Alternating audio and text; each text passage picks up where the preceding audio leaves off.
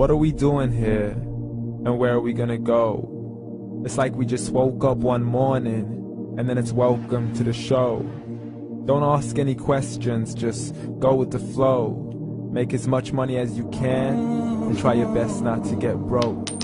Copy everything you see on the TV, from the hairstyles to the clothes, and don't think too often, just do exactly as you're told. And if you ever get confused, then just turn towards the alcohol. You'll still hear your thoughts, then just turn up the radio as you learn to live a lifestyle of drugs, sex, and rock and roll. But in all honesty, I just need to know, is there more to the cycle than growing and getting old? Living and dying just to leave behind a happy home and a whole lot of property that somebody else is going to own. I just really need to know before the casket's closed, 'cause I'm not willing to gamble with my soul, nor am I ready to take any chances. These are just simple life questions, and I'm just searching for some answers. Like, what are we doing here? And what is our purpose? How did we get here, and who made us so perfect? And what happens once we go, or is this world all really worth it? Questions we don't answer because apparently we don't really have to. There's no purpose to this life and our existence is merely natural. Then in that case, please let me ask you, did you create yourself, or was it somebody else who had fashioned you? 'Cause you're a being that's impeccable, faultless and unparalleled. You're a product of supreme intelligence, and I'm merely being rational.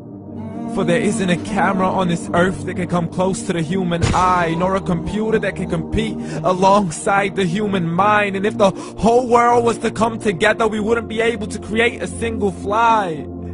So many signs, yet we still deny. As science tries to justify that all this could come from none, when it's a simple sum. 0 plus 0 plus 0 cannot possibly ever give you 1. So from where did all this order come? But everything has its origins, a maker, a creator of its own. I mean, the only reason you're watching this video is because somebody had to press upload, so we can believe in the Big Bang, but I'd rather believe in He who caused it to explode.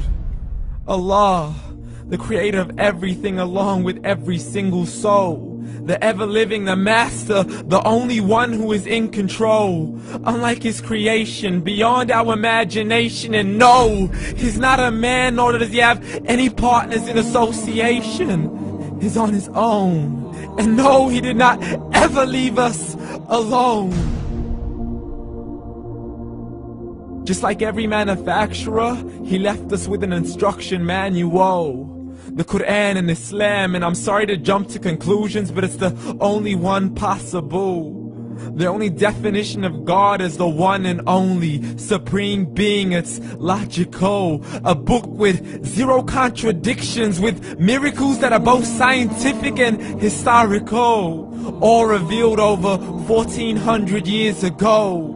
Like the detailed description of the human embryo. The descriptions of the human embryo in the Quran cannot be based on scientific knowledge in the 7th century. To the mountains as pegs holding firm the earth below, and the 2 seas that don't mix in a complete separate flow. To the planets in orbit, alternating night and day as they stay in flow. The expansion of the universe and the creation of everything from H2O. To the stories of the past and the preservation of Pharaoh. To identifying the lowest point in the land where Persia defeated Rome. The gushing fluid that created man in the glands between the ribs and the backbone. And not a word has changed, it's still the same. So please explain how all this was known over 1400 years ago. To a man who couldn't read or write, as he would recite whatever the angels spoke. And if you still don't believe, please try to come up with something that's even close. But you can't, so we took God as a mockery and his messengers as a joke.